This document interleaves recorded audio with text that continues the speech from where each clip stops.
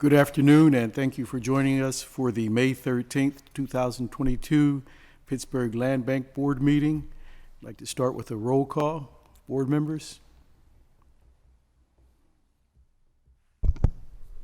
Reverend Ricky Burgess, Dr. Jamil Bey, Present. Councilman Daniel Lavelle, Here. Senator Wayne Fontana, Here. Councilman Bobby Wilson, Here. Director Steve Mazza, Director Wanda Wilson, Director Karen Breen. Okay, so we do have a physical quorum, so we can continue with the meeting. We'll start with public comment. Do we have any registered commenters?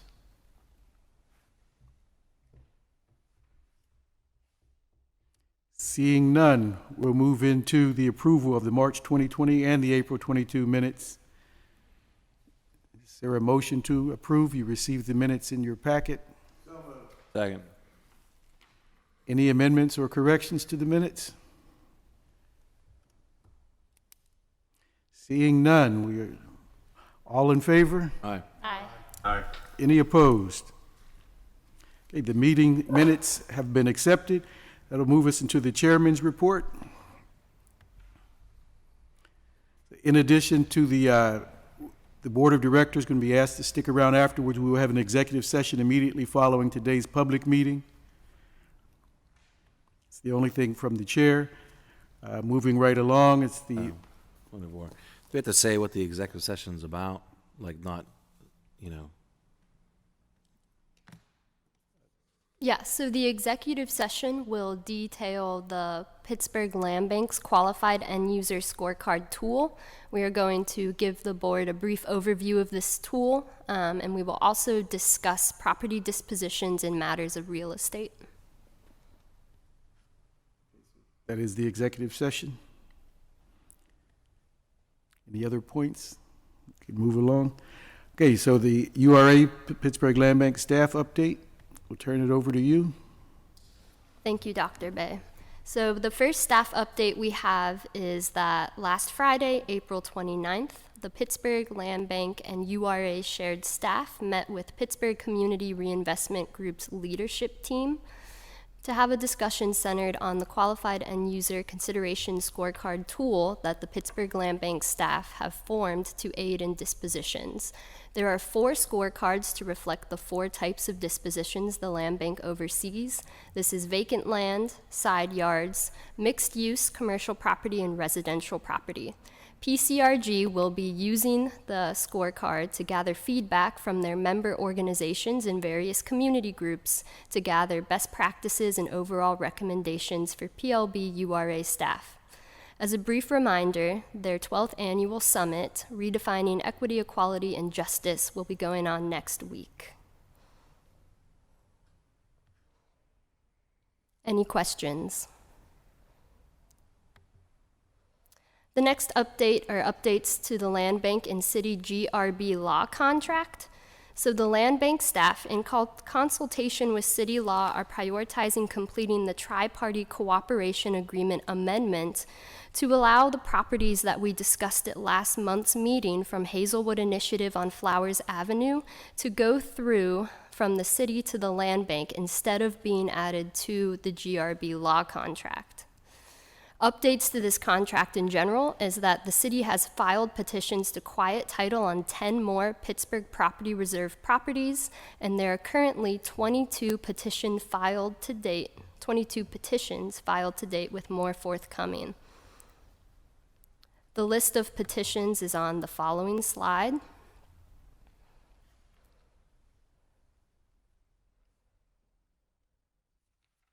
that in our packet or? Maybe.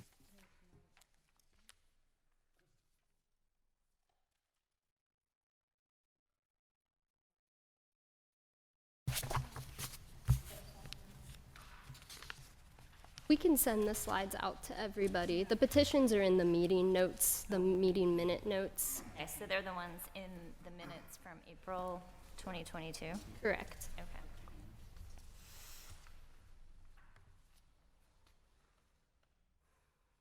The next staff update are updates to the TriParty Cooperation Agreement. So the TriParty Cooperation Agreement articulates a process for transferring properties between the Land Bank, URA, and the City of Pittsburgh.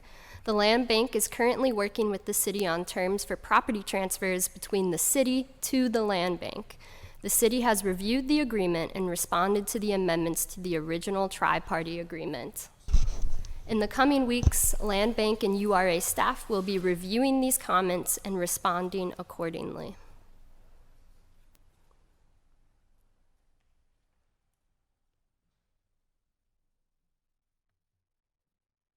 The final voting item is authorization of a proposed revision in the Land Bank policies and procedures. As a general summary of this revision, the Land Bank is entertaining an amendment to allow for a non-competitive disposition process for individuals and community groups in the city of Pittsburgh. Among the proposed edits are guidelines that allow for a non-competitive disposition under the following proposed end uses: side yards, green space, affordable mixed income or workforce housing, development assemblages where the applicant owns a significant portion of the site, properties in the Pittsburgh Property Reserve, community-based facilities, and an approved disposition by 2/3 vote of the entire Board of Directors. On hand to answer any questions from the board is Matt Sanders, Associate Counsel, and Nathan Clark, Chief URA Legal Officer, for questions. I have a question about the last item, the board approval, whether that's needed. If we had all of the other items, I think are the ones we actually, so this is page 13.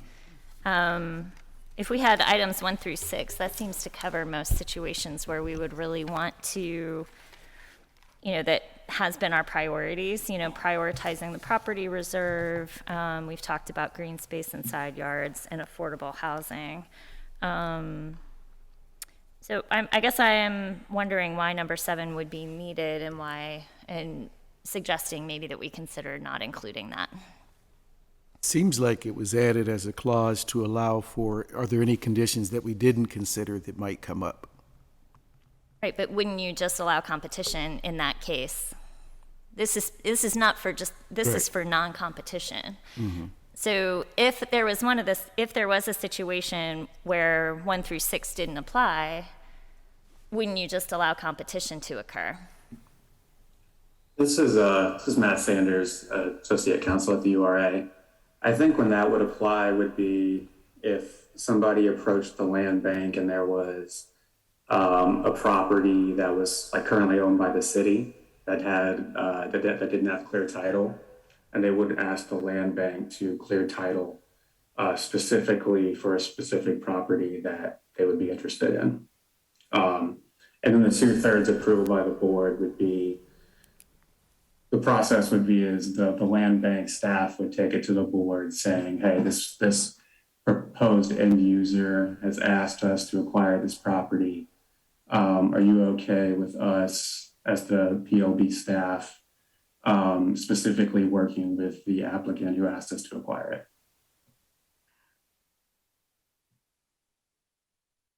Right, but what if that ended up being in conflict with one of the other 6? Like, what if that was a property that could be used for affordable housing, or could be used, somebody wanted to put it in the property reserve or something like that and hadn't had a chance to do that yet? I guess I'm trying to understand where this could be something that would be negative to our goals and priorities and negative to community groups. Yeah, so I hear you. I think that's why why in situations like that, we would ask for a board vote. The other ones would be almost by right, properties that we're interested in, that certain community groups would be interested in. But if we're going to dispo to an individual that doesn't have a community interest in mind, we would ask that the board review it before, for potential conflicts with the other 6. Right, which still might not necessarily get us the result that we want. But Let me ask this question. So say it's a property vacant property next to a house, not a side yard, and the owner wants to buy that house or whatever he wants to do with that piece of property, then he would have the ability, he or she would have that ability to come before the board and say, look, this property's in between two houses, I would like to own this house, and it won't be in a community development. And I would have the opportunity, just because, That's the same. I understand that, but I think you need to have that there just to protect that one thing that might happen. And all it is covering all the other things, Wanda. That's what I believe. I think it all works together. It's not stopping or, making a development or what a neighbor wants to do part of it. I honestly believe if you have that in there, it protects all of us, so we have the ability to vote on it. It's not stopping anybody. Well, can we be clear that we're in no way ever saying that our board of directors approves all disposition, correct? This is not saying that all dispositions still have to come to this board of directors. We're not changing that requirement. Yes, so that's correct, Wanda. So, Basically, given that, that every disposition comes to the board for a vote and gets for a vote of approval. This is only those that don't have to compete. So in my view, I actually respectfully disagree and think that adding number 7 allows somebody to end around 1 through 6 in a way that could be damaging to 1 through 6. So in the scenario that Director Mazza described, there's none of those things apply. 1 through 6 don't apply, That's the way I read it. right? And so if I wanted the property that's in my neighborhood that I've always liked, that's now been abandoned, that no community group is looking to put it into a reserve, can I come and ask the land bank, to give me access to this, or does it need to go into a competitive process? How are you? Right, so I just don't see how, I feel like we would want properties to be for affordable housing, as a priority, right? And to be for those community groups who've put them in the property reserve. Right, those still exist, but in his example, there's no pressure for any of those for that particular property. So do we allow it to continue to dilapidate because it's been vacant so long, or is there an opportunity, here's a potential buyer, and someone who's going to invest in that property, can they access it? Right, well, they would be able to access it under the regular procedures anyway. I don't know why we're giving somebody this who just comes forward and says, I want this property, to have that opportunity without competition. In that, why that would be something that we would specifically want to have. The example given, if it's somebody who it's next to their property, that counts as the development assemblage or side yard. If you have a property near you and you already own properties nearby, that counts as number 3. So you would be able to get that without competition because you met that criteria, which is what we want to have happen. So I feel like the 1 through 6 criteria are very good. I don't know why 7 I think allows some, maybe somebody without the community's interests in mind to swoop in and just get a property, without, that might be counter to what we want to have happen. So are you proposing that we vote separately? We vote on 1 through 6 and then vote separately on number 7? That we vote on all 7, thumbs up or down? Or that we vote on them individually? I just had a question. Are there more examples of where 7 would be useful? Yeah, so I am happy to answer these questions. As part of the land bank staff who does work on staff matters and gets to present these to the board of directors, the land bank's public process is set in a way that we dispose of property to the highest and best use. However, our public process is very time-consuming, and it involves informing the community in an adequate way. It involves making sure that these developers, whether they're first-time home buyers, whether they're long-term community members, that they have the tools available to them to be responsible developers. And in such cases that the land bank has had properties that have acquired interest for years from buyers that have waited and waited and waited, similar to community groups that have given properties to the Pittsburgh Property Reserve.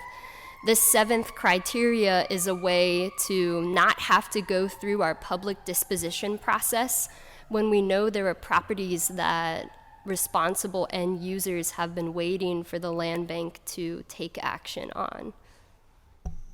And I think if like Director Wilson, like you were saying, if there's ever an end use that is contrary to the land bank's mission and to the land bank's goals, we would still need a 2/3 majority vote of the board to support that. And in which case, if something is contrary to our mission, we will not receive that, and that item will not be, and that disposition will not be approved.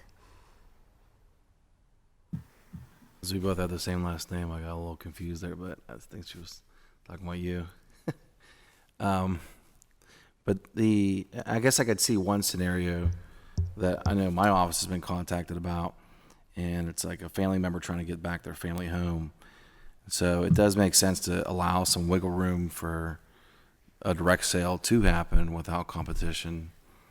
You know, I mean, it does require a vote by the board, and if something's improper, it would be public. Excuse me, but I agree because, and no disrespect to you, Ms. Wilson, I could see LLCs trying to swoop in, taking a single piece of property, regardless of what's on this piece of paper. I think we need to have that other piece, that other layer, just to protect the land bank and the people in these communities, because it happens every day in Sheridan and in District 2. So somebody can come in and buy that house right next to me. It's vacant, $10,000, have the ability to wait 2 years and do whatever to wash the title, and then now you have that home in between you. So I think if somebody comes forward, has a responsibility, the wherewithal, the monetary ability to take that home and repurpose it for their family, or if they want to keep it, I think we need to have that layer here to protect ourselves, protect our mission, and everything that we're trying to stand for here. And that's my opinion, that's what I believe, and I think we need the extra layer. 2/3 majority too Is a lot of, I would just hope, you know, I guess the just like historic designation, you know, if we're going to go forward with historic designation where the owner doesn't, you know, they're not in support of it, we need supermajority of council, in which, you know, hopefully protects, you know, well, hopefully it provides more accountability to what's actually being put in front of people to decide. So I guess what I'm hearing is just that there are sometimes compelling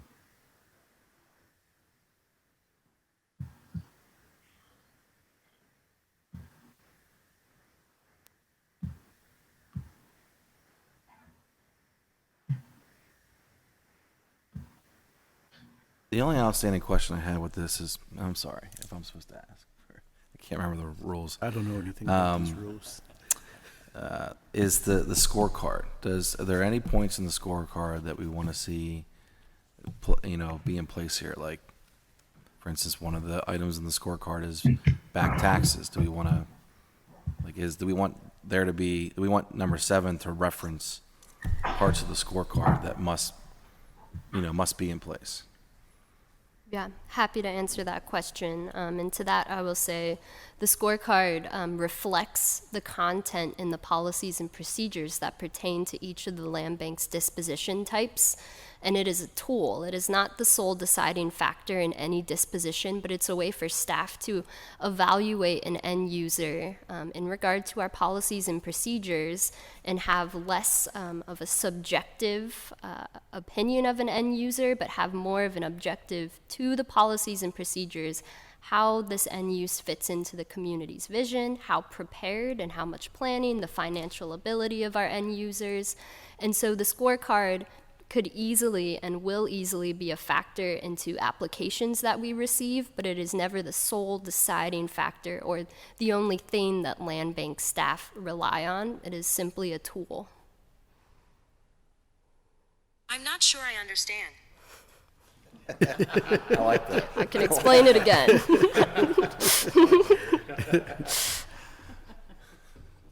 So is there any further discussion? Would any of you like to propose a motion? The motion is to approve the revised section of 5.04.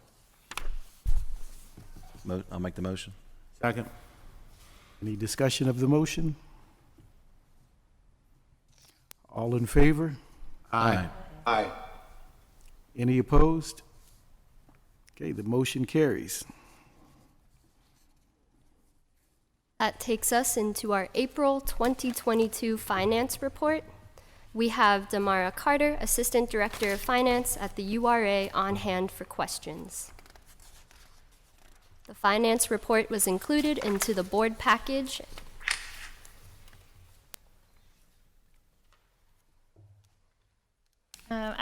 I have some questions, if I may. I feel like we're still not seeing, is this just 1 month of, in the income statement, it's just 1 month of expenses? It is. So would it be possible to see the financials, per month and then per the year as well? Yes, you can. I feel like we're, always getting sort of a summary, like we're cutting and pasting different things out of the financials. Would it be possible to see the full financial reports on a monthly basis? Yes, you can see that. I would like to see that with the next board meeting if possible. And it looks to me that the URA charges aren't on our financials. The staffing costs. So we have the Pulse Fellowship, which is a cost, and then legal, which would be the GRB Law Contract. But we're paying the URA for staffing, and I don't see it on the financials, which I think is a problem for the board not being able to see a full financial picture on a regular basis through the financial statements that are provided to the board. The URA hasn't billed PLB for their expenses, so that's why they're not on the expenses, because they weren't billed to you yet. So we haven't billed them, so that's why you don't see them. So they will be billed for 2022? They will be. Yeah, I think it's also helpful if we could maybe if not monthly, on a quarterly basis, get that up to date and so that the board has an accurate picture of the financials. So would it be possible to have the billing occur and then for us to see it on the financials? Yes, well, I'll work on it for next meeting. Okay. Right, we have May projected expenses. We have projected expenses as a category. Right, which also don't include, Right. just the URA Right. expense, which is a big chunk Which only of. includes the Pulse Fellows at this point. Yeah, that's right. a big chunk of money, plus legal, we're going to have as well. So it's just not a complete financial picture. Would it be best for them to bill us quarterly? Or you think? Well, ideally, best practice would be monthly, that those should be booked into your financial statements on a monthly basis. If that's for some reason not feasible, at least quarterly, I would say. Other than that, we're really in a problem situation with our financials being How are we very currently? incorrect, right? That that it's not being. What is if the- we have costs that we're incurring and they're not being booked into our financial system, I'd say that's a problem. Do we have an agreed upon invoicing or billing structure with the URA? How are they currently billing us? And I agree with Director Wilson. What happens if you're gonna all of a sudden add in numbers after you already went past that, month, quarter, whatever, then when you go in to get your audit, okay, what happened here? And, you know, just me being part of a union and being audited and things like that, that can't happen because that's how trustees and people get in trouble. So I honestly think, no fault to anybody, I'm not saying there's an issue, but I think just to protect all of us and the URA as well, the city, you know, the land bank we should have that in there. If it's $10 an hour, if it's $100 an hour, whatever the number is, we should, even though they didn't pay, we still should have that. I mean, To be booked, yeah. yeah, the URA might not pay for 90 days. And we don't understand, you know, all that situation, but I think it has to be documented for our protection. For us is, you know, that's our role as board members. And if we are not seeing the actual information, we can't do our oversight role. So, I mean, they would have to bill us every month. That's really what we should be seeing as a monthly charge, yeah. Or it needs to be reflected as, It should be booked, whether it's paid or not, which is, you're exactly right, but it needs to be booked into the financials. Then we would begin to see, you know, an accounts receivable report if that money is in fact outstanding. Or it's payable on it's really a payable on our side that, you know, if for whatever reason we haven't actually paid it yet, then it's a outstanding payable, but at least the payables have been booked. I mean, do we have an existing agreement? Is there a schedule that is already agreed upon that we can reflect here?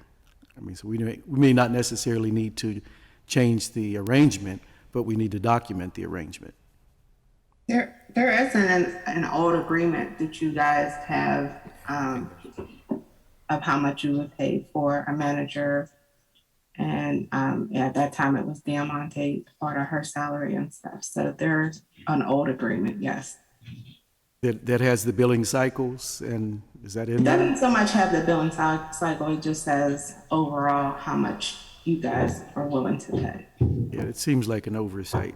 That should be, you know, even if it is quarterly, whatever it is should be documented. Yeah, it's just in accounting, you know, it was either last meeting or a couple meetings ago, there were these different options, right? Of, we could hire bookbinders, or we could hire, this is an account, it's just somebody to do the accounting work, right? Get the reports of what the URA costs are, book them into our financials and, you know, and insert it as a payable. So, you know, I don't know what was decided. That's a staff function, right, of who actually does that accounting work. But I would suggest to staff that that does, in fact, take place. If somebody hiring bookbinders would be a good idea. They're a good company. They don't charge you a lot. For something without a ton of transactions like this, that would probably be, then you have your monthly statements.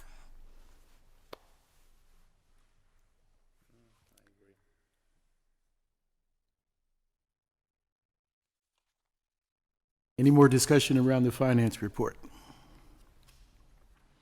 Okay, that moves us to the legislative updates. Senator Fontana. Thank you. I'm going to give you an update on a few pieces of legislation. First of all, as I've been reporting on Senate Bill 811, that's the legislation that provides Allegheny County land banks with a expedited sheriff sale process, as well as lowering the redemption period. That was unanimously passed in the Senate Urban Affairs and Housing Committee on March 30th, and it's still sitting in the Senate Appropriations. Hopefully, when we get back, that'll get moved. A bill in the House by Representative Austin Davis, 1750.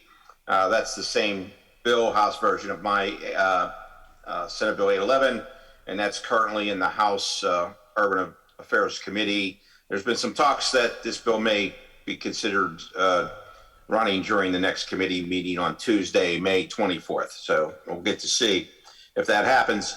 Two other bills that I was asked to give an update on is House Bill 2209.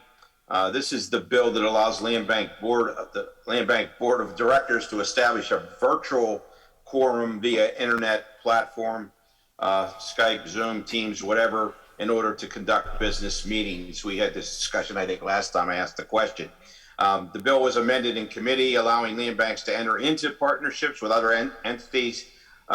Also, to convert vacant, blighted, tax delinquent properties into facilities that house individuals experiencing homelessness. the legislation exempts land banks from state and local royalty transfer taxes. So they added 2 amendments to it. Whether that's good or bad, we'll see. It did go through the House Appropriations Committee 37-0 and went to the floor of the House April 26th and passed 185-18. Now sits in the Senate Urban Affairs Committee. Also, House Bill 2210. It adds land banks to the list of entities eligible to be conservators under the Abandoned and Blighted Property Conservatorship Act. This was heard in the House on April 12th in the committee, went past 25-0, went into the House Appropriations, April 26th, passed 37-0, and it passed the full House floor, April 26th, 174-29. And again, it's in the Senate as is 2209 in the Senate Urban Affairs Committee. We go back on the 23rd, I guess it is, and then we're there the whole month of June almost. So I will do my best I'm on the Senate Urban Affairs Committee. I'll do my best to reach out to the chairs and ask them to run the bills before we break at the end of June. And that's my report. Thank you. Happy to answer any questions anybody has. Thank you, sir. Are there any questions for the senator? Okay, that moves us to new business. Is there any new business? Seeing none. Public comments?